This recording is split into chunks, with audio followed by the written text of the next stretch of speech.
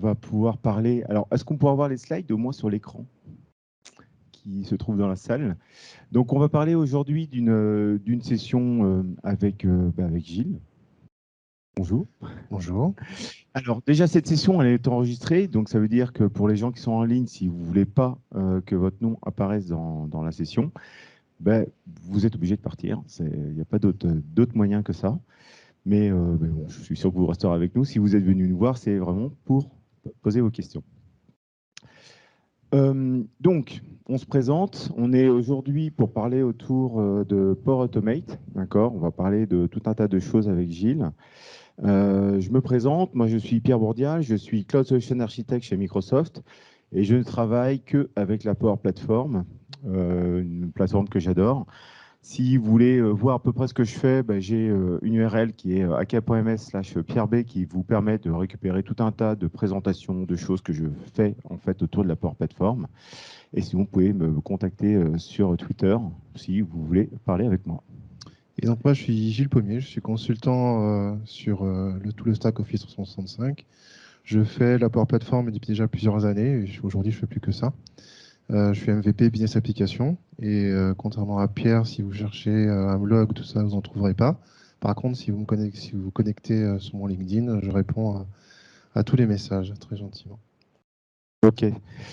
Donc aujourd'hui, on est sur une table ronde pour parler de Power Automate. On a... déjà oui, j'avais oublié. Power Platform French Summit. C'est une conférence qui est dédiée pour la Power Platform. Cette conférence, elle est prévue, donc ça fait sa 3e itération. Donc là, les dates ont été définies. C'est le 17 et le 18 novembre. Donc si vous voulez tout renseignement, vous avez en fait l'URL qui est en bas. Donc c'est vraiment une session de la communauté, hein. C'est pas quelque chose de Microsoft. C'est en français à chaque fois. Il y aura plein de sessions en live. D'accord, on pourra échanger et se rencontrer. Et on a toujours 2 jours, une journée un peu plus business et gouvernance, maintenant je dis, parce que ça en fait partie, et une journée plus tech. Alors par contre, des fois, tech très loin. Donc, tu seras là, Gilles? Je serai là, j'étais là aux éditions précédentes et j'y serai avec grand plaisir. Tant mieux. L'agenda? Vas-y. Donc l'agenda, alors, vu qu'on a une demi-heure, on a essayé de sélectionner des sujets donc, qui nous paraissaient pertinents à partager avec vous et à avoir en mode table ronde. Donc ça veut dire que l'objectif, c'est aussi que vous participiez, que vous donniez vos avis, ce que vous faites. D'ailleurs, il y a un questionnaire, je ne sais pas si on en parle. Juste un peu après, ouais. Juste un peu après. Et donc les 3 sujets en fait qu'on a retenus, c'est la gestion des erreurs dans Power Automate, qui est un sujet qu'il faut traiter, voilà. Après, on va en discuter. Un autre aussi qui est évidemment extrêmement important, extrêmement intéressant, c'est les solutions, le sujet des solutions dans la Power Platform. C'est un sujet qui est la base. C'est la base des solutions. Voilà, il y a toujours des grands débats autour de ça. Et on termine par un sujet sur la gestion, en fait, l'identité lorsque vos Power Automate, vos flows s'exécutent. Qu'est-ce qui se passe? Comment ça marche? Et les bonnes pratiques qu'on peut faire autour de ça. Voilà. Voilà, donc on est vraiment dans une session table ronde. Donc si vous avez des questions, même si ce n'est pas sur ces sujets, si c'est pour Power Automate, n'hésitez pas. On est là pour essayer de débattre, d'y répondre. Peut-être qu'on n'aura pas des questions. Dans le public ou en ligne, on a Célia qui est là, qui va nous donner les questions. Et donc voilà. Ben, justement, pour alimenter un peu ce débat, on a en fait un petit questionnaire. D'accord. Vous pouvez soit scanner le QR code pour répondre au questionnaire. Donc, c'est sur les 3 sujets qu'on a vus là, d'accord, ou alors directement aller sur enterprise.klaxoon.com et rentrer le code, ou Célia, on va peut-être remettre le lien dans le chat. Voilà, n'hésitez pas, on va le regarder tout à l'heure, on va déjà commencer à parler de la gestion d'erreurs et on verra après la gestion d'erreurs à peu près votre avis. C'est un sondage qui montre un peu sur les solutions, la gestion d'erreurs, et sur cette partie identité, quel est votre niveau et qu'est-ce que vous en pensez? Voilà. Premier sujet. Alors, premier sujet sur la gestion des erreurs. Donc, alors, on va pour ouvrir le débat, il fallait quand même bien faire un petit peu de support. Après, Le but, c'est d'avoir votre participation, comme on le disait. Donc, si on reprend un petit peu la gestion des erreurs telle qu'elle est prévue dans Power Automate et les principes, on va dire, de base, les plus importants à mettre en place et reprendre un petit peu ce sujet à la base. Donc, lorsque vous avez vos Power Automate en fait, que vous allez concevoir, forcément, vos Power Automate, alors je sais que certains diront qu'ils développent sans aucune erreur et qu'ils n'ont pas ces Ouais. problématiques-là. Il paraît, il paraît. Ouais. Il paraît que ça existe, mais j'ai jamais vu. Mais si jamais voilà, il y a une possibilité en fait que dans vos Power Automate, il est malgré tout des fois des erreurs qui peuvent survenir et que vous pouvez C'est à cause des les utilisateurs anticiper toujours, hein. C'est jamais à cause du développeur. complètement, toujours. Donc, il faut anticiper ce que vont mal faire les utilisateurs. Et donc, quand vous développez vos Power Automate, il faut prévoir un minimum de gestion d'erreurs. La gestion d'erreurs, en fait, si on reprend les choses vraiment les plus importantes telles qu'elles sont implémentées, vont se traduire donc, dans la première image que vous voyez là. Vous avez en fait un processus qui va se dérouler. Et lorsqu'il se déroule, si jamais on a à un moment donné une erreur dans une des actions, à ce moment-là, on va partir on aura géré cette erreur parce qu'on va aller dans une branche qui va justement capter cette erreur et faire un traitement. Alors là, on a essayé de résumer ici, donc ça c'est le résultat final, mais ce qu'on peut voir en fait dans l'implémentation, c'est qu'on va avoir pour gérer les erreurs sur une étape, ici une action bien précise, on va avoir donc une action qui va être faite en parallèle. Là, on voit la petite flèche en fait en rouge, ce qui signifie que cette action-là, la suivante ici, la notification se fait quand il y a une erreur. Et pourquoi elle est en rouge? Parce que cette étape-là, ici que vous voyez là, que l'on détaille ici, a été configurée avec la fameuse propriété donc, que vous connaissez forcément, configure run after. Et cette propriété configure run after, on a coché ici as failed. Et donc c'est pour ça que dans cette branche-là et cette étape-là, lorsqu'il y aura une erreur, elle sera captée et donc on va passer sur la partie notification. Et après, donc, on a une étape de terminate pour dire en fait qu'on a géré cette erreur et que le workflow se termine correctement et que tout va bien. Ou pas obligé. On peut reprendre potentiellement un autre workflow. On peut reprendre un autre workflow. Voilà, là C'est c'est vraiment juste. libre de faire tout ça. Voilà. Donc ça, c'est, on va dire, le minimum syndical que vous faites pour gérer vos erreurs unitairement par rapport à une action, par rapport à une étape donnée. Mais on ne le fait pas sur chaque action, par contre. Et on ne le fait pas sur chaque action. Déjà, est-ce que ça, pour tout le monde, c'est des choses connues? C'est des choses connues, claires, logiques, que vous faites? Moi, clairement, je ne le fais pas tout le temps. Ah, c'est pas bien. Non, mais c'est sûr, hein. Quand moi je commence à développer un Power Automate, je commence un peu bille en tête à faire mes actions. Et c'est après que je reviens pour gérer mes erreurs. C'est quelque chose que je fais assez rarement, comme les noms souvent aussi. Les noms, j'essaye de les mettre au fur et à mesure correctement, mais au bout d'un moment, je suis tellement pris dans mon développement que j'oublie de mettre des noms corrects dans mes actions. Et des fois, ça me joue des tours. Donc après, je reviens parce que ça m'énerve et je remets mes noms correctement. Mais là, par exemple, les gestions d'erreurs, c'est vraiment un truc que je fais. Bah, OK, bon, ça marche. OK, maintenant, je fais ma gestion d'erreurs. Je ne sais pas si toi, tu le fais au fur et à mesure.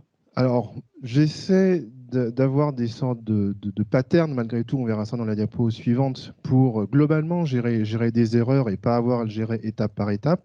Maintenant, je l'avoue, je l'admets, c'est enregistré, ça? Oui, c'est enregistré cette Oui, c'est question. enregistré. Que, On va tout savoir. comme tu disais tout à l'heure, il y a des fois des tests utilisateurs qui vont provoquer des erreurs et je vais les gérer des fois à ce moment-là en disant ah bah tiens, j'avais pas prévu que dans cette action en fait s'ils tapent n'importe quoi ou s'ils font quelque chose de pas bien, ça va provoquer une erreur et à ce moment-là je la gère. Donc des fois je vais la gérer individuellement de cette façon-là. Exemple, un monkey test. Monkey test, c'est moi j'avais quelqu'un qui m'a expliqué ça. En fait, c'est un monkey test, c'est un moment quelqu'un qui vient, qui présente une application et il tape comme un singe sur le clavier, etc. Et regarde si ça marche. Et en fait, souvent, c'est assez intéressant parce que il dit mais non, tu peux pas faire ça, ça marche pas. C'était pas un singe. Oui, mais ça marche pas ton truc. Donc c'est toujours la faute de l'utilisateur, mais un petit peu comme celle du développeur qui prévoit pas tout, quoi. Tout à fait, tout à fait. Donc Donc voilà, c'était le point de départ donc, de cette gestion d'erreur avec les fonctions qu'on a et que vous pouvez évidemment, qu'on vous encourage à utiliser. Et après, donc, si on va un peu plus loin dans cette stratégie de gestion d'erreur, on va avoir donc, quelque chose de plus évolué, on va dire. Alors, vous aviez dans la diapo précédente en fait, le lien qui permettait d'arriver sur le blog dont on s'est servi pour pouvoir aller faire ces petites captures-là qui résument un petit peu certaines bonnes pratiques. Et donc là, en fait, c'est la deuxième, enfin, on va dire le niveau 2 de la gestion d'erreur. Je développe mon Power Automate et d'emblée, je sais que je vais essayer de me mettre dans un mode, on va dire, plus de développeur, même si on est sur de la Power Platform et on est sur un public. C'est du développement, hein. C'est du développement, voilà. Je le Et donc, revendique. dans les concepts de développement, pour ceux qui sont développeurs, savent que la gestion d'erreur se fait avec ce qu'on appelle les blocs try-catch. Et donc, ces blocs try-catch, j'ai un premier bloc try. Dans ce bloc try, je vais avoir mon code. Et ce bloc try, donc plusieurs lignes de code. Et dans ce bloc try, en fait, il peut y avoir une erreur qui survient. On ne sait pas où, on ne sait pas comment, mais ça peut survenir. Et donc, s'il y a une erreur qui survient dans mon bloc try, je vais avoir un autre bloc qui s'appelle le bloc catch. Et ce bloc catch, en fait, c'est lui qui va gérer globalement les erreurs qui peuvent survenir dans mon bloc try. Et donc là, l'avantage, c'est que j'ai un peu plus d'industrialisation, on va dire, de ma gestion d'erreurs. Et donc, les développeurs qui connaissent ça, cette stratégie s'applique aussi lorsqu'on est sur Power Automate. Donc, Et ça, clairement, ça vient vraiment du monde dev, hein. On est bien d'accord, parce que le complètement. try-catch, même le nom, c'est vraiment ce qui est utilisé quand on développe des choses qu'on essaye de faire aussi. Tout à fait. Mais ouais, ça vient vraiment du monde dev. Là-dessus, et même après, sur la partie catch, ce qui est intéressant, c'est des fois même d'appeler des subflows qui potentiellement ont toutes les informations pour gérer les sorties d'erreurs, uniformiser un peu ces sorties d'erreurs quelque part, dans des logs, dans le Dataverse, par exemple, qui est très bien pour ça, Tout à fait. des choses comme ça. Et donc, le grand principe en fait de développement lorsqu'on applique à la Power Platform, à Power Automate, c'est alors d'utiliser en fait ce qu'on appelle les scopes. En français, c'est quoi? C'est étendu, ça? Enfin, c'est scope. Enfin, moi, je dis scope. Ouais, je sais pas en français. Enfin, les Les périmètres, ouais. Ouais, mais je sais pas comment ils les ont traduits, parce que les traductions françaises, machin. Donc, vous le Pas les retrouvez, porter à un moment, vous non? le retrouvez avec ces petites icônes-là. Ouais, ces Donc, en petites anglais, icônes. Ouais. c'est scope. Donc, c'est vraiment, en plus, c'est très facile à implémenter. Alors, le scope, moi, j'utilise aussi beaucoup pour regrouper des fonctions quand j'ai besoin, par exemple, de regrouper et de faire des copier-coller, des trucs un peu de feignant, ça j'aime bien. Mais là, on applique ça. Donc, on va faire en fait un bloc scope. Dans ce bloc scope ici, même si on ne le voit pas à l'intérieur, on va avoir plusieurs actions qui sont que l'on va traiter. Et le fait qu'elle soit dans ce bloc scope, en fait, c'est que s'il y a une de ces actions qui va générer une erreur, quelle qu'elle soit, on va aller dans un bloc, un autre scope, en fait, qu'on va appeler catch, hein, essayer de faire des normes comme les développeurs qui puissent se comprendre assez facilement. Et donc, ce bloc catch, en fait, comme le disait Pierre, c'est soit on va avoir dedans une gestion d'erreurs, de notification, voilà, ou des choses plus évoluées, où dans ce bloc catch, on pourra appeler un child flow, par exemple, qui, lui, va être responsable de la gestion des erreurs. On aura donc fait un child flow qui va globalement gérer les erreurs. Et donc, le principe est le même que tout à l'heure, c'est que dans ce bloc en fait catch ici, on va avoir la propriété asFailed ici que l'on va cocher. Et donc, ça veut dire que dès qu'il va y avoir une erreur dans le bloc try ici, l'erreur sera captée par le bloc catch. Ouais. Et le catch avec envoyer un mail avec un mec en vacances, ça c'est moyen des fois, hein. Mais bon, Ouais. ça arrive, ça arrive. Ça m'est arrivé. Donc voilà. Donc c'est vrai que cette gestion d'erreur, c'est quelque chose qui existe, hein. C'est presque des outils qui sont qui sont depuis le début, hein. On les a toujours eu. J'en vois pas beaucoup. J'en vois pas beaucoup qui vraiment font de la gestion d'erreur là-dessus. C'est souvent des workflows qui sont déclenchés par des petites choses ou etc. Ben, en fait, on ne va pas mettre d'intelligence d'erreur là-dessus. Je trouve ça dommage parce qu'on fait confiance des fois à la plateforme. Par exemple, même sur l'écriture, on écrit sur du Dataverse. On dit, bah, une écriture, il n'y a pas de souci, le Dataverse est tout le temps là, donc il n'y a pas de problème. Mais on oublie que des fois, potentiellement, un champ peut devenir obligatoire Le développeur qui est à l'autre bout, bah, lui, il ne va pas savoir en fait qu'il y a un impact sur un port automate qui va se déclencher à un moment donné. Et donc, c'est pour ça qu'il faut quand même bien l'implémenter, même sur des choses que vous savez qu'il ne peut pas y avoir d'erreur, parce que vous faites confiance à la plateforme. Bah, là, ouais, il faut quand même toujours implémenter cette gestion d'erreur. Et un peu plus de temps, mais vous en gagnez derrière en maintenabilité de l'application et surtout en fiabilité. Est-ce qu'on regarde comment est-ce que déjà les gens, est-ce que vous utilisez comme ça à main levée, qui utilise la gestion d'erreur vraiment? Oh, bon, c'est vrai? C'est un petit doigt levé là-bas aussi? Qu'on Ouais, a deux. ouais, deux. On est d'accord. C'est pas beaucoup, hein, on est d'accord, c'est consommateur. Si on regarde nos amis, est-ce qu'il y a des gens, c'est-à-dire en ligne qui personne? On va regarder un peu s'il y a des gens qui ont répondu. Moi, j'ai pas de réponse sur mon vote. Dommage. Réfléchir.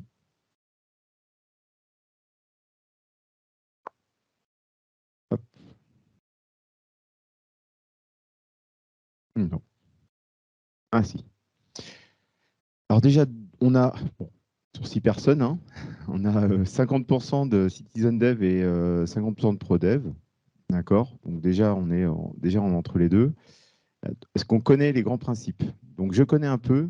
On a 50% des gens qui estiment, qui connaissent un peu cette gestion d'erreur. D'accord? Et je ne fais jamais d'erreur dans mon développement. Ça, on est tous d'accord. On est tous des bons développeurs et c'est tout ce que on est tous d'accord là-dessus. Et après, sur est-ce que vous gérez les gestions d'erreurs sur Port Automate? Ben, c'est pas la même question. Oui, bon, c'est ça. Voilà. Bah, c'est pareil, c'est les mêmes réponses. Donc voilà. Une question qui était là, est-ce que vous connaissez les environnements? Oui, je connais un peu sans plus là-dessus, et oui, je connais bien. Donc les environnements, ça c'est quelque chose intrinsèque à la Power Platform, hein. C'est ce qui permet de gérer en fait tout ce qu'on va mettre un peu dans notre plateforme Donc c'est notre deuxième sujet. et surtout tout ce qu'on va pouvoir passer d'environnement à un environnement, ben, on utilise ce qu'on appelle des solutions. Donc des solutions, où est-ce que ça se trouve, hein? Les solutions, pour ceux qui ne connaissent pas, donc il y a des gens qui ne connaissent pas les solutions parce qu'ils sont peut-être issus d'un monde Office 65 et que ce n'est pas forcément quelque chose, ça nécessite forcément un vrai licensing Power Platform. Et donc, les solutions, ça se trouve tout en bas, d'accord, dans votre truc. Donc, tout le monde les oublie, hein, parce que tout le monde s'arrête un peu avant, un apps ou un flow, mais personne ne va jamais en bas. Pourtant, c'est là où on va pouvoir créer nos solutions. Et les solutions, en fait, si on les ouvre, c'est là où on va tout développer. Tout ce qu'on développe sur la Power Platform est compris dans les solutions. Et ce qui est intéressant dans les solutions, c'est que ça permet de prendre et de ramener là où on veut. Voilà. Et, mais ça, c'est. Enfin, moi, je viens d'un monde purement Dynamics, hein. Ça fait 10 ans que je fais du Dynamics dessus. Les solutions, ça fait partie de mon ADN parce que je suis arrivé en CRM 11 où les solutions étaient managées et sont arrivées, etc. Et c'est quelque chose que moi, je connais parfaitement bien sur le bout des ongles et que j'utilise depuis une dizaine d'années, quoi. Je sais pas si Gilles, toi, tu connais un peu? Alors moi, c'était pas mon cas. Quand j'ai démarré avec la Power Platform, bah, comme plein de gens, je pense, hein, j'ai démarré avec les apps ici pour faire mes premières Canvas, apps. mais Canvas, bien sûr. Voilà. Et après, je suis allé dans Power Automate et j'allais dans Create pour créer mes flows. Et c'est vrai qu'à un moment donné, quand je voulais bah, ne serait-ce que retrouver tous les morceaux de l'application qui avaient été développés, c'est pas forcément évident. Et donc c'est à partir du moment où j'ai pointé sur cette partie solution, où j'ai compris qu'on allait pouvoir organiser en fait tout ça, accéder à des objets, on va dire à des choses euh, plus évoluées, où c'est là en fait où ça a pris tout son sens. Mais on peut passer à côté au début très facilement.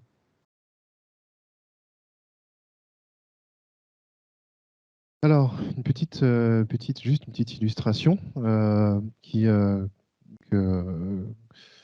pour illustrer un petit peu les solutions, l'usage des solutions et la corrélation avec cette partie environnement.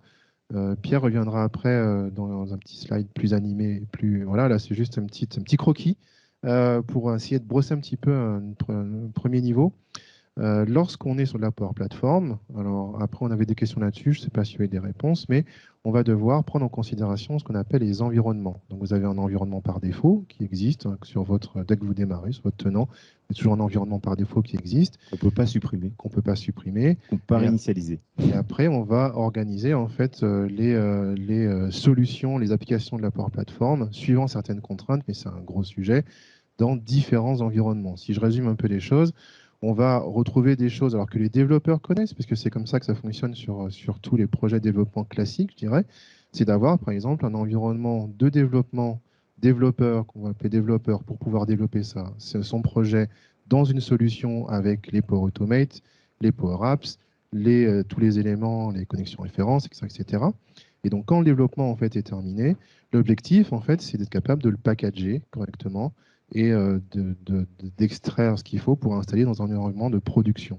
Et d'installer proprement dans un environnement de production avec juste vraiment une installation exacte par rapport à ce qui a été développé et juste de terminer en fait les éléments de configuration tels que les accès ou les permissions, etc., etc. Et là, il y a un grand combat entre les deux. Le grand combat des solutions, pour ceux qui ne connaissent pas, est-ce que ces solutions sont gérées ou non gérées? Cette discussion, ça fait 10 ans que moi je l'ai avec tout un tas de monde. Tout le monde est d'avis différents, pour de bonnes et des mauvaises raisons. Ce qui est intéressant, c'est que Microsoft, depuis quelques années, a donné des bonnes pratiques. Donc après, peut-être que ce n'est pas des... Mais en tout cas, Microsoft l'a écrit. Donc une fois que c'est écrit, c'est écrit. C'est qu'on dit tout ce qui... Donc on va avoir des solutions gérées et des solutions non gérées. Non gérées, c'est vraiment fait pour du développement. Je pars d'un environnement de développement, je vais vers un autre environnement de développement. Je fais une solution non gérée pour justement donner l'accès à mes développeurs de l'autre solution, les modifications. D'accord? Donc ça, c'est ce qu'on appelle non géré. Et dès que je vais partir sur de la recette et après de la production, on va être aux solutions gérées. D'accord? Et là, ça a un intérêt, c'est que ça va verrouiller vraiment complètement les modifications possibles de ce qu'on va avoir sur notre environnement. Et ça évite aux développeurs de pouvoir modifier directement sur l'environnement les objets que l'on aurait mis. Donc oui, forcément, il ne faut pas le faire en développement, sinon on casse tout. Voilà. Et donc après, il y a toute une histoire, parce que si potentiellement on a deux solutions, parce qu'on peut avoir des milliers de solutions disponibles. On peut avoir une solution, par exemple, pour gérer un Power Automate et on décide de faire une autre solution pour gérer un Power Apps. Mais si tout d'un coup, on vient mettre tout dans des solutions avec des interconnexions d'objets entre les deux, bah, ça peut poser des problèmes. Donc, il y a vraiment un savoir-faire et un savoir-vivre avec ces solutions et qui vient avec l'expérience. Enfin, moi, je l'ai connu avec l'expérience et je pense que ça ne... Enfin, on a beau lire tous les livres et toutes les documentations et tous les blogs qu'on pourra avoir, c'est qu'en expérimentant un peu cette partie-là que ça arrive. Alors, bon, on expérimente. Moi, je l'ai connu sur des projets, hein, à 23 heures de livrer facilement, puis on s'aperçoit que ça ne livre pas facilement et on passe la nuit dessus. Hein, c'est comme ça. Mais on apprend. Voilà. Et donc, sur celle d'après, on voit un peu comment ça fonctionne. Donc, ça s'utilise assez facilement. On a vraiment deux environnements qui sont là. On va avoir un premier environnement sur ça où on va avoir donc, tout ce qu'on développe peut être dans une solution. Donc, il faut vraiment, vraiment, vraiment utiliser. Et je vous le conseille dès le début. Si vous faites du Power Platform, ne développez jamais avec le portail qui est tout de suite sur la droite. Faites une solution et mettez tout dedans. Parce que d'une part, il y a des choses qui ne peuvent exister que si vous les créez depuis la solution. Par exemple, les subflows n'appartiennent que si vous pouvez appeler un flow dans un flow que s'ils sont dans la même solution. Et si, en fait, vous n'avez pas ça, ben, vous ne pourrez pas. Certains flows, si après on les a créés à l'extérieur, ben, on ne peut pas les réintégrer dans les solutions. Comme par exemple tout ce qui est, Instant, tout ce qui est un instant flow. Les instant flow, après, il y a des process qui permettent de pouvoir C'est du malgré contournement. tout le faire, le contournement. J'ai eu l'occasion pour un gros client cette année qui avait plus de 600 workflows de ces caractéristiques-là, de devoir automatiser ce type de processus, ce qui n'est pas simple. Et ça se fait, en effet. Donc là, je rejoins Pierre sur le fait qu'il faut démarrer directement dans des solutions. C'est beaucoup plus simple. Ouais, ça coûte rien et c'est très bien. Donc une solution, une fois qu'on est là dans notre environnement, on va vraiment exporter en fait la solution. Donc on va exporter un fichier zip, d'accord. Et ce fichier zip, il est versionné. D'accord, ça c'est important, c'est que c'est lui qui va porter la version de ce qu'on a exporté. Donc tant qu'on n'a pas exporté les choses, on n'a pas de numéro de version sur Power Platform.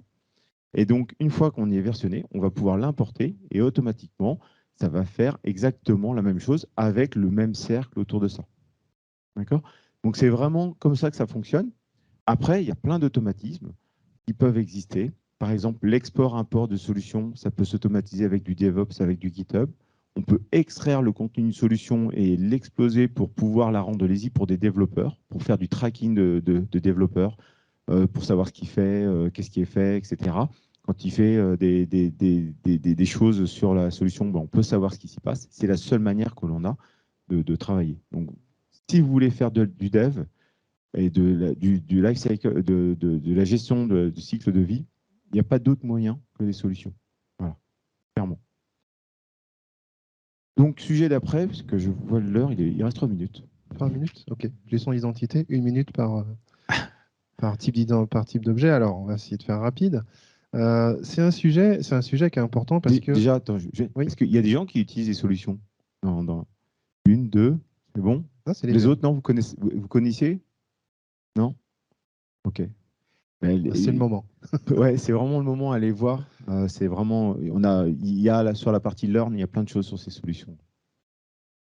Donc, dernier sujet qui souvent, là on l'a décidé de l'aborder parce qu'il y a des incompréhensions autour du fonctionnement d'exécution des flows. Alors, je vais essayer de résumer rapidement parce qu'il nous reste 2 minutes maintenant, j'imagine. Vous savez qu'on a 3 types de flows principaux qui existent. Ceux qui sont avec un déclencheur manuel, ceux qui sont avec déclencheur automatisé et les flux planifiés. Et là, le dernier sujet qu'on veut adresser, c'est de dire, OK, quand on fait donc un flow, et que suivant le type de flow que l'on a décidé, et qu'il s'exécute, quel va être le contexte en fait, d'exécution de ce flow. Parce que ce contexte est important pour pouvoir correctement comprendre déjà qui exécute, pouvoir mettre les licences, les permissions qui vont bien, et expliquer aussi ce qu'on va pouvoir faire et ce qu'il faut faire et ce qu'il ne faut pas faire, et aussi d'aborder le sujet des comptes de service, qu'on aborde aussi dans les solutions, d'ailleurs, quand on déploie en production. Et voilà, donc ça, tout ça, c'est lié, en fait, mais il faut comprendre déjà ce point de départ. Alors, si on veut résumer rapidement, ce qu'il faut savoir, c'est que lorsqu'on est sur un déclencheur manuel, exemple, lorsqu'on est sur une application Power Apps, et cette application Power Apps déclenche un Power Automate. C'est ce qu'on va appeler un déclencheur manuel, un déclencheur Power Apps manuel. Bien, ce déclencheur Power Apps manuel, lorsque le workflow s'exécute, le contexte d'exécution, ça va être le contexte de l'utilisateur qui a lancé l'application Power Apps. Qui a appuyé sur le bouton. Voilà. Donc il faut comprendre que c'est ce contexte-là qui va être utilisé après pour tous les objets qui sont dedans et donc tous les accès. Voilà. Donc le contexte utilisateur, c'est celui qui est utilisé pour les déclencheurs manuels. C'est pareil pour SharePoint, le bouton qui est là, Dataverse, il y a des boutons qui sont intégrés, c'est exactement la même chose. Tous les triggers, tous les déclencheurs manuels, en fait, vont fonctionner comme ça. Et après, la deuxième catégorie, donc vous pouvez mettre les deux dedans ici, les déclencheurs automatisés et les flux planifiés vont de manière systématique s'exécuter avec le contexte du propriétaire en fait, qui a créé les Power Automate. Donc ça veut dire que si un déclencheur automatisé, ça peut être lorsqu'une nouvelle ligne arrive dans une liste SharePoint, par exemple. On peut déclencher avoir un Power Automate qui se déclenche de manière automatisée. Eh bien, dans ce cas-là, ce Power Automate, le contexte d'exécution, ça va être le contexte qui est le propriétaire qui a créé le Power Automate. Même chose pour les flux planifiés. Donc c'est pour ça que des fois, il y a aussi une notion qu'on est surtout sur la partie Dataverse, où on va gérer toute cette sécurité assez finement. Ben, il faut être sûr que la personne le propriétaire du flow puisse pouvoir requêter les choses. Mais aussi, surtout, qu'il a aussi la pleine visibilité des fois. Donc, on a des notions de sécurité à avoir. Parce que des fois, le développeur ne doit pas avoir accès à des choses. Ben, donc, il ne peut pas être propriétaire des fois du flow. C'est-à-dire qu'il va le développer, mais il ne peut pas être propriétaire. Donc, ça, c'est très important.